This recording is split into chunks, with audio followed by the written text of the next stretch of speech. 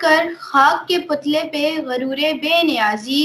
مت کر خاک کے پتلے پہ غرور بے نیازی، خود کو خود ہی میں جھانک کر دیکھ تجھ میں رکھا کیا۔ بسم اللہ الرحمن الرحیم۔ السلام علیکم۔ میں لارے مریم جماعت نہم کی طالبہ اڈیالہ روڈ کیمپس کی جانب سے مارننگ اسمبلی میں خوش آمدید کہتی ہوں۔ سب سے پہلے میں سر دانش کو نماز کے سبق کے لیے دعوت دوں گی۔ السلام علیکم ورحمۃ اللہ وبرکاتہ۔ میرے ساتھ نماز کا سبق دہرائیے۔ التحیات للہ، تمام قولی عبادتیں اللہ کے لیے ہیں، والصلوات، اور تمام عملی عبادتیں بھی، والطیبات، اور تمام مالی عبادتیں بھی، السلام علیک،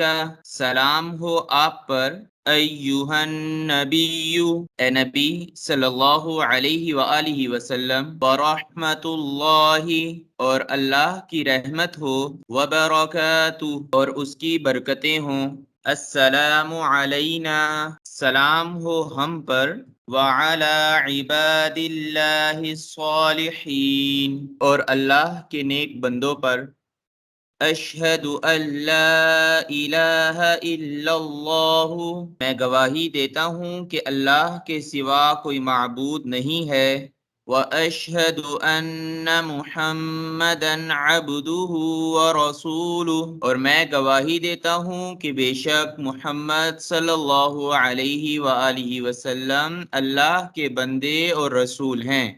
جزاکم اللہ خیر۔ جزاک اللہ۔ تو میں سر حافظ ادریس کو قرآن پاک کے ترجمہ اور تفسیر کے لیے مدعو کروں گی۔ السلام علیکم ورحمۃ اللہ وبرکاتہ۔ اعوذ باللہ من الشیطان الرجیم، بسم اللہ الرحمن الرحیم۔ وَإِن كُنتُمْ فِي رَيْبٍ مِّمَّا نَزَّلْنَا عَلَىٰ عَبْدِنَا فَأْتُوا بِسُورَةٍ مِّن مِّثْلِهِ وَادْعُوا شُهَدَاءَكُم مِّن دُونِ اللَّهِ إِن كُنتُمْ صَادِقِينَ۔ یہ سورہ بقرہ کی 22 نمبر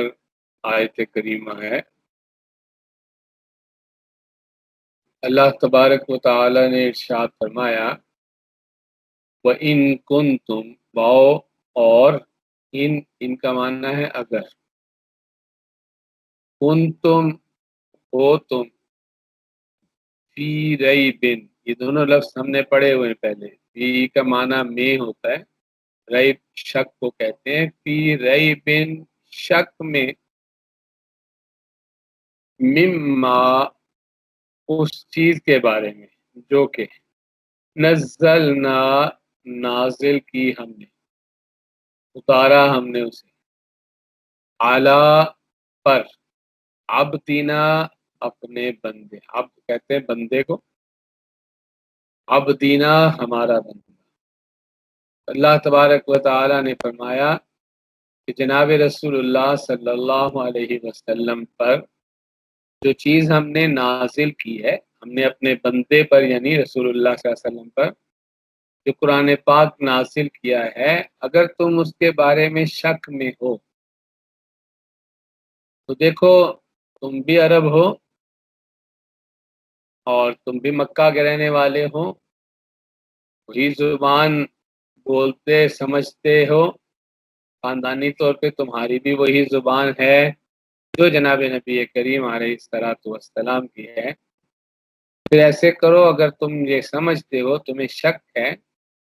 تو فَأْتُوا بِسُورَةٍ، لے آؤ ایک سورت۔ قرآن پاک نے پہلی مرتبہ 10 صورتوں کا کہا تھا، کہ بلکہ پہلے یہ فرمایا تھا اس جیسا قرآن پاک لے آؤ،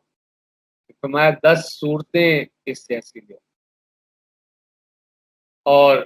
اب اس میں بھی رعایت کر کے کہا کہ ایک ہی صورت لے آؤ،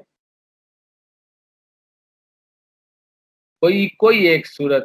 یعنی چھوٹی سے چھوٹی صورت جو ہے اس کے مقابلے کی ایک صورت بنا کے، من مثلی ہی، اس جیسا کہ قرآن پاک ہے، یعنی اس میں جو فصاحت اور بلاغت اور جو علوم، جو ماضی، حال اور مستقبل کی باتیں قرآن کرتا ہے، اور جس طرح وہ معاشرے پہ اثر انداز ہوتا ہے، لوگوں کی زندگیاں بدل دیتا ہے، ان ساری خصوصیات والی، خالی عربی کے جملے نہیں، جملے تو کوئی بھی لکھ لیتا ہے، اگر یہ جملے لکھنے ہوتے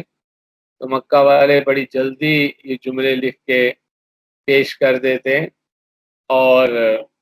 یہ جو اتنی قربانیاں مسلمانوں نے دیں یا ان ظالموں نے اپنے غلط نظریے کے لیے دیں اور انہوں نے جانیں اپنی گنوائی، بدر میں بھی مرے اور بعد میں بھی وہ مرے اور آخر پہ مسلمانوں نے بالکل ہی فتح کر لیا انہیں، تو یہ جو اپنے بچے اور اپنے نوجوان اپنی نسل کو یہ مرواتے رہے کٹواتے رہے، اگر خالی جملے لکھنے ہوتے وہ اسی وقت لکھ کے پیش کرتے، وہ جانتے تھے کہ یہ جو کہا جا رہا ہے کہ اس جیسی ایک صورت، اس کا مطلب یہی ہے کہ جو خصوصیات قرآن میں ہیں، جس طرح قرآن ماضی کی باتیں بتاتا ہے، مستقبل کی باتیں بتاتا ہے، اور نبی کریم علیہ الصلوۃ والسلام تو کہیں گئے نہیں، یہ ساری باتیں کہاں سے بتا رہے ہیں؟ مستقبل کی باتیں بھی بتاتا ہے قرآن جو بالکل بعد میں پوری بھی ہو گئی، اور قرآن کے اثرات بھی وہ جانتے تھے سننے والوں پہ کیسے ہوتے ہیں، تو اللہ نے ان کو چیلنج دیا کہ اگر تمہیں شک ہے نا کہ یہ کتاب جو ہے محمد صلی اللہ علیہ وسلم پر جو ہم نے نازل کی ہے، اس میں تمہیں شک ہے کہ محمد صلی اللہ علیہ وسلم نے الیاذ باللہ خود بنا لی ہے،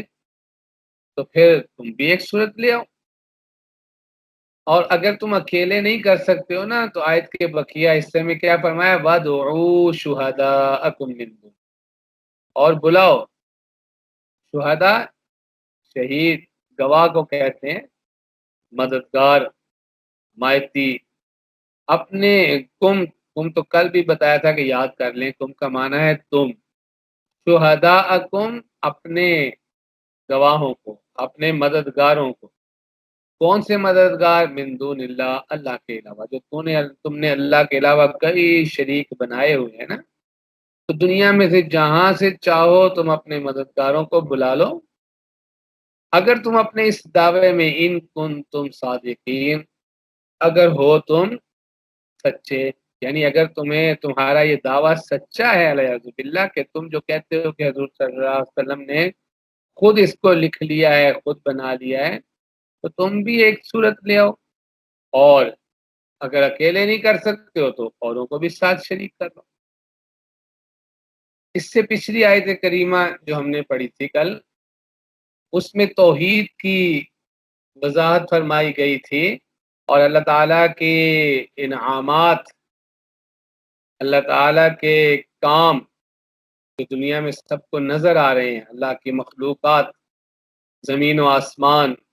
اور انسان کے کھانے پینے کی چیزیں، اور خود انسان کی اپنی پیدائش اور اس کے بڑوں کی پیدائش،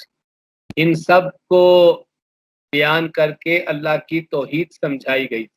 کہ جب یہ ساری نعمتیں دینے والا اللہ ہے، پھر عبادت کے لائق بھی صرف اللہ۔ اب اس آیت کریمہ میں اور کل جو انشاءاللہ اس سے اگلی آیت پڑھیں گے، ان دو میں قرآن پاک کو سامنے پیش کر کے کہ دیکھو یہ ہستی جو ہے، سب کا انبیاء کے بھی معجزات ہوا کرتے تھے نا، اور نبی کریم علیہ الصلوۃ والسلام کا ایک معجزہ پیش کیا جا رہا ہے، یہ جو ہستی ہے جس نے کسی سے علم حاصل نہیں کیا، کسی انسان، کہیں وہ گئے بھی نہیں ہیں، تمہارے سامنے اس مکہ میں پیدا ہوئے ہیں، اسی میں پلے بڑے ہیں،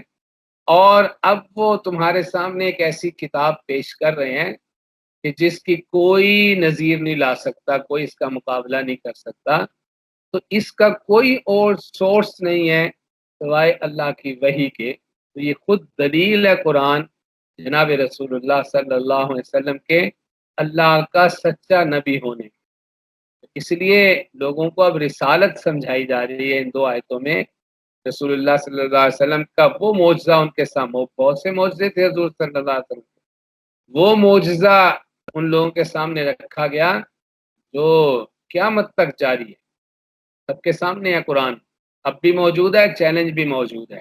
کہ جو چاہے اس جیسی ایک صورت لے آئے، اگر اسے یہ شک ہے کہ یہ رسول صلی اللہ علیہ وسلم نے خود بنا لیا، نہ کوئی چیلنج کو اس کو قبول کر سکا ہے ماضی میں اور نہ آئندہ کبھی کر سکے گا، اس لیے کہ یہ حضور صلی اللہ علیہ وسلم کو اللہ نے بذریعہ وحی عنایت فرمائی ہے یہ کتاب، تو یہ کتاب حضور صلی اللہ علیہ وسلم کی رسالت کا ثبوت ہے. تو یہاں پر ان دو آیات میں حضور صلی اللہ علیہ وسلم کی رسالت کی صداقت سمجھائی جا رہی ہے. آج ایک آیت ہم نے پڑھی ہے، اگلی آیت کریمہ انشاءاللہ کل پڑھیں گے، جس میں انہیں یہ بتایا جا رہا ہے کہ تم یہ نہیں کر سکتے یہ جو ہم نے چیلنج دیا نہ تم نے، تو لہٰذا جب تم کر نہیں سکتے ہو تو پھر اپنے آپ کو برباد نہ کرو. انشاءاللہ اس آیت کریمہ پہ کل بات کریں گے. اللہ تعالی ہم سب کو سمجھنے کی عمل کی توفیق بنائے. السلام علیکم. جزاک اللہ. خودی کا سر نہا لا الہ الا اللہ، خودی کا سر نہا لا الہ الا اللہ، خودی ہے تیغ فسا لا الہ الا اللہ. اب میں میسج آف دا ڈے کے لیے جماعت نہم کی طالبہ حریم فاطمہ کو مدعو کروں گی. اپنے من میں ڈوب کر پا جا سراغ زندگی، اپنے من میں ڈوب کر پا جا سراغ زندگی، اگر تو میرا نہیں بنتا نہ بن اپنا تو بن. بسم اللہ الرحمن الرحیم.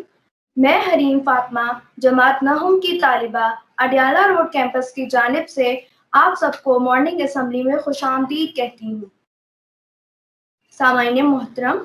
جب انسان خودی میں ڈوب جاتا ہے تو خودی کی گہرائیوں میں جا کر قدرت کے راز کو پا لیتا ہے. ایک مشہور قول ہے، جو سکون تم باہر تلاش کرتے ہو وہ تمہارے اپنے اندر ہی ہے. آج کل لوگ بہت کم پرسکون نظر آتے ہیں. اس کی وجہ یہ ہے کہ انہوں نے اپنے اندر خودی کو تلاش ہی نہیں کیا. جب انسان تھک ہار کر ہر طرف سے مایوس ہو کر اپنے اندر جھانکتا ہے تو وہ یقیناً اپنے رب کو پکارتا ہے تو وہ خودی کو پا لیتا ہے. جب یقین خدا پر ہو اور امید بھی اسی رب سے ہے تو انسان زندگی کی کسی موڑ پر ناکام نہیں ہو سکتا. خودی میں گم ہو کے خدائی تلاش کر غافل، خودی میں گم ہو کے خدائی تلاش کر غافل، یہی ہے تیرے لیے اب اصلاح کا کی راہ. بلکہ انسان سیکھتا ہے یہاں تک کہ اپنی ذات کے اندر چھپے ہوئے ہر راز کو، جو کہ ہنر کی صورت میں قدرت نے ہر انسان کو عطا کیے ہیں، ان کو دریافت کرنا شروع کر دیتا ہے اور پھر کامیابی اس کے قدم چومتی ہے. یہ خودی کی ہی پہچان ہے جو انسان کے اندر عاجزی اور انکساری پیدا کر دیتی ہے. وہ یہ جان لیتا ہے کہ جو کچھ بھی ہے اسی رب کی عطا کردہ نعمت ہے اور اس کی قدر کرنا اس کا فرض ہے. کسی بھی چیز کو جانے بغیر، اس کا مقصد اور فائدہ جانے بغیر ہم اس کے بارے میں رائے قائم نہیں کر سکتے. اسی طرح جب تک ہم خود کو جان نہیں لیتے، اپنی ذات کے مقصد کو جان نہیں لیتے، ہم اپنے یا دوسروں کے بارے میں رائے قائم نہیں کر سکتے. بلکہ زندگی کا سراغ پانے کے لیے خودی کو جاننا ضروری ہے، بلکہ بہت ضروری ہے. یہ خودی ہی ہے جس میں ڈوب کر انسان خود کے ذریعے خدا کو پا لیتا ہے، یہاں تک کہ وہ مقام آتا ہے. خودی کو کر بلند اتنا کہ ہر تقدیر سے پہلے، خودی کو کر بلند اتنا کہ ہر تقدیر سے پہلے، خدا بندے سے خود پوچھے بتا تیری رضا کیا ہے. سامعین محترم، دراصل آج کل کے انسان کا ایک المیہ یہ بھی ہے کہ وہ 4 پہر دنیا بھر پر نظر رکھتا ہے اور ہر پہر اس کی خبر رکھتا ہے، مگر دنیا کے نظاروں میں اس قدر محو ہے کہ اسے اپنے آپ کو دیکھنے بھالنے کی ضرورت ہی نہیں ملتی، اور وہ اس دنیا سے عالم محسوس بے خبر ہے، جسے حضرت علی رضی اللہ عنہ نے عالم اکبر کہا ہے. چنانچہ فرماتے ہیں کہ انسان، کیا تو اپنے آپ کو چھوٹا سا جرثومہ تصور کر رہا ہے؟ تیرا ظاہر تو عالم اصغر ہے اور تیرے اندر عالم اکبر چھپا ہے، اور اس عالم اکبر کو دیکھنے کے لیے انسان کو چشم دل سے خود کو دیکھنے کی ضرورت ہے. دوسروں سے خواہاں کی مروبیت کے نتیجے میں ابھرنے والے احساس کمتری کا علاج یوں بھی کیا جا سکتا ہے کہ انسان اپنے آپ کی طرف مراجعت کرے. اوروں کو تکتے رہنے والا، اپنے آپ کو ایک مرتبہ اپنی شخصیت کو دوسروں کی دیکھا دیکھی میں کھو دینے والا انسان ایک مرتبہ اپنے اندر پوشیدہ حسن و جمال کو پالے تو وہ خود شناسی کی کٹھن منزل کو بآسانی سر کر سکتا ہے. یہی وجہ ہے کہ علامہ اقبال اس خواب کو بیداری سے افضل جانتے ہیں کہ جس میں انسان اپنا جمال و کمال بھی دیکھے. جمال اپنا اگر تو خواب میں بھی دیکھے، جمال اپنا اگر تو خواب میں بھی دیکھے، مزار ہوش سے ہوش تر تیری شکل خوابی. اختتامیہ پر یہی بات کہی جا سکتی ہے کہ جو شخص اپنا نہ بن سکے وہ دوسروں کا بن جائے تو کیا فائدہ. اگر گوہر حیات کو پا لینے کی آرزو ہے تو اس کے لیے خود شناسی کے دریا میں غوطہ زن ہونا پڑے گا. اپنے من میں ڈوب کر پا جا سراغ زندگی، اپنے من میں ڈوب کر پا جا سراغ زندگی، اگر تو میرا نہیں بنتا نہ بن اپنا تو بن. آپ کی سماعتوں کا شکریہ. اب میں اجازت چاہوں گی اس بات کے ساتھ، کسی کی پہچان علم سے نہیں ہوتی بلکہ ادب سے ہوتی ہے، کیونکہ علم تو ابلیس کے پاس بھی بہت تھا لیکن وہ ادب سے محروم تھا. اللہ حافظ.